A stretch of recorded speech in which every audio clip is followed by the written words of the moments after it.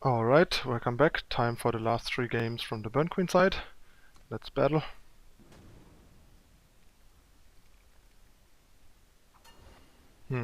This hand's too slow, especially on the draw. Gonna redraw. This is much better. Especially on the draw where we have a higher chance to hit our power drops for our 3 drops. And having a 1 drop in this matchup is really good. And drawing another one certainly doesn't hurt. Especially if we might not hit the 3rd power for these on time.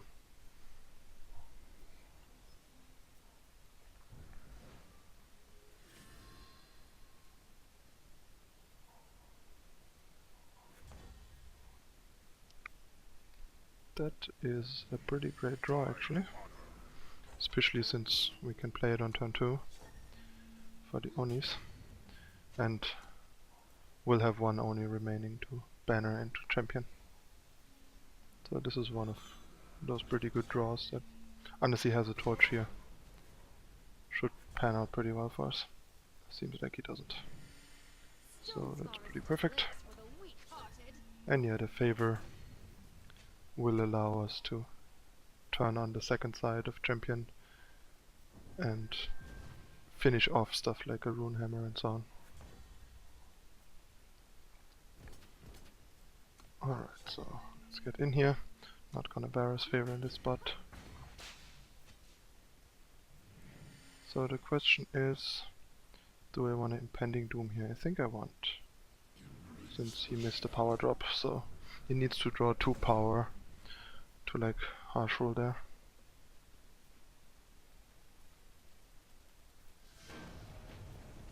Yep, that was too much.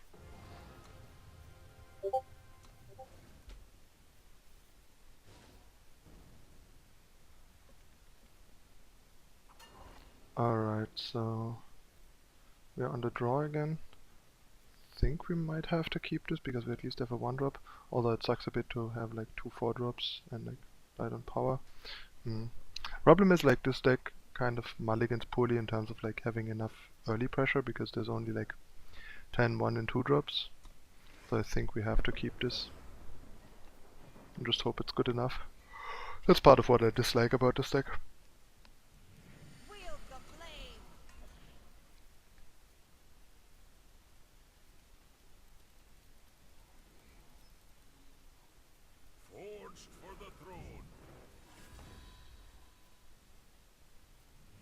That's gonna be a great rapid shot spot, because he has to block here. So we get good use out of our rapid shot, basically dealing 3 to the face and killing an artisan.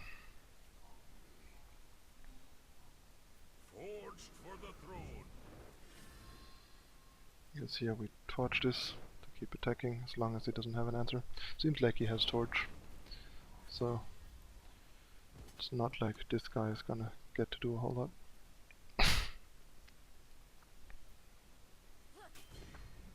This guy, actually. So, no torch. Ah, he was just like delaying torch in case we have like a champion of chaos, which makes sense.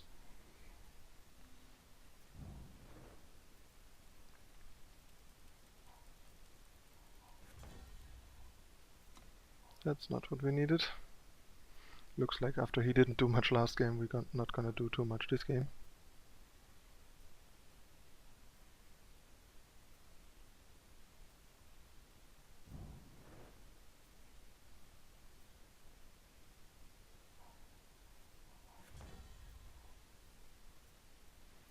That's at least enough influence. Unfortunately, I have to pass again.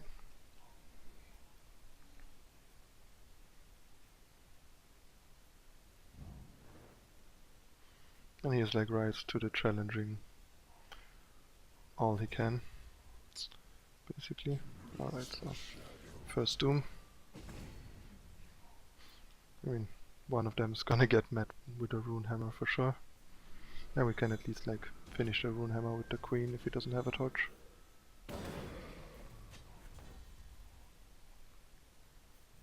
Alright, so End of the road, friend. just gonna get in with this here. Rapid shot.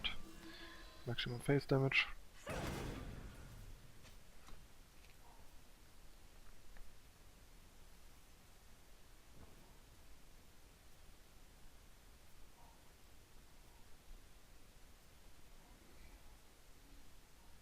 State your purpose.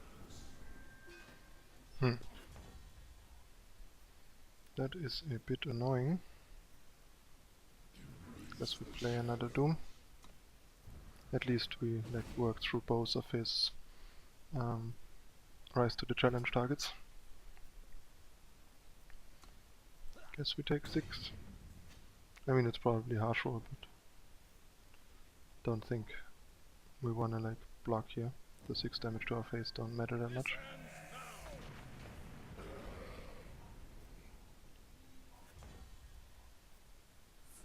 That was a great draw. Maybe we can still take this game, given our hand. Forged for the throne.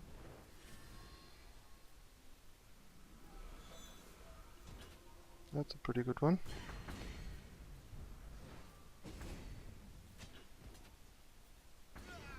Alright, he had 3 rises. Right? Yeah, he had 3 rises. So he's playing a slightly different list than I do. I guess he probably still has the 1 power less and 1 rise more.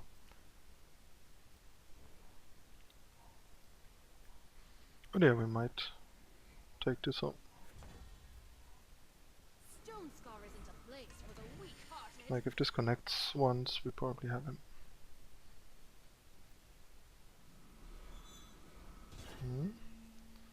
That's not quite enough.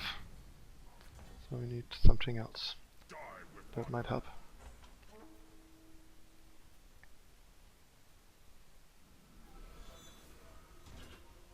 Another die show, really.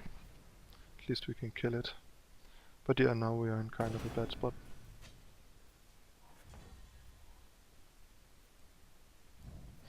At least the Flame Blast deals exactly enough to kill the Aisho.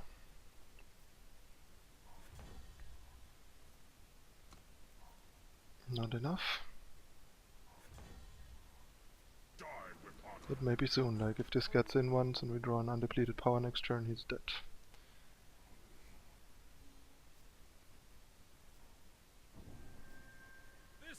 There's the harsh roll.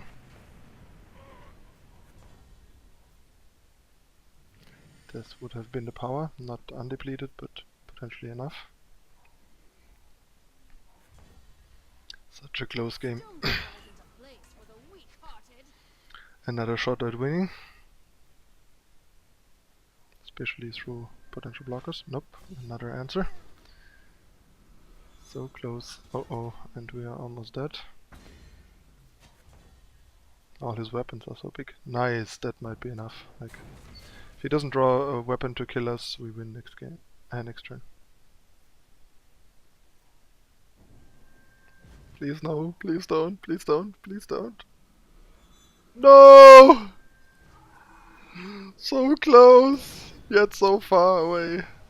Damn. Alright, that was an epic game. Okay, one more.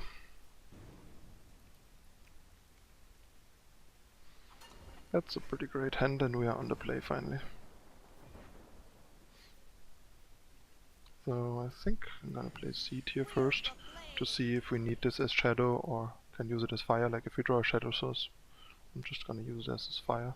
Otherwise I have to use it as shadow. Alright, so there's another shadow source. So it doesn't really matter, we wanna use it as shadow, so we have triple shadow, basically. I'm gonna play another Pyroknight rather than Quarry to make sure we keep board presence against like a weapon or like a torch and stuff.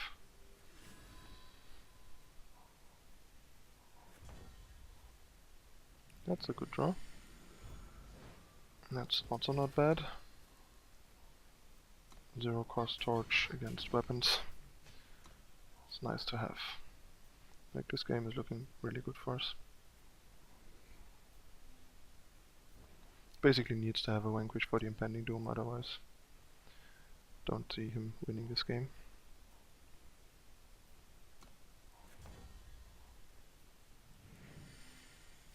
So this is like 10. I think I'd rather Doom here, given that he's like away from Harsh Roll.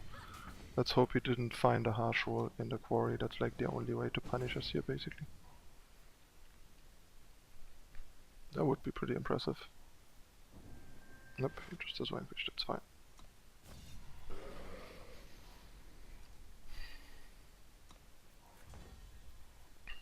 Yeah, that's like... that Obliterate is enough to end this game.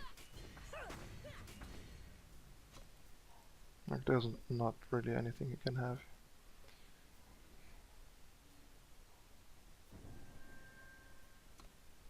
Yep. Power for the victory. Yep. That's it. Alright. Got him. I think that was 6-6 total. Like, about as even as I would have expected. Like, I didn't have a clear idea on the matchup, but my assumption or like impression of the matchup was that it should be fairly even. While I think there's a lot of people that think or claim that somehow like Burn is great against Armory, which I think is not correct. Partially due to like the inconsistency in its aggression and stuff. If you're like consistently aggressive and can pressure the Armory player each game in the same way, then you win a lot more. But if your deck has like this hit or miss kind of aggression, then you give Armory a lot of time to get their setup going and their value going and just turn the game on you, stabilize, gain enough life from weapons and stuff to run you out of resources before you kill them. Alright, so that was the first Eternal matchups.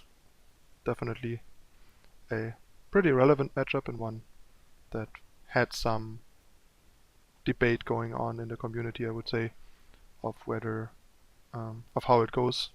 And yeah, like I thought and said before, I think the matchup showed to be about as even as I thought it likely will be, and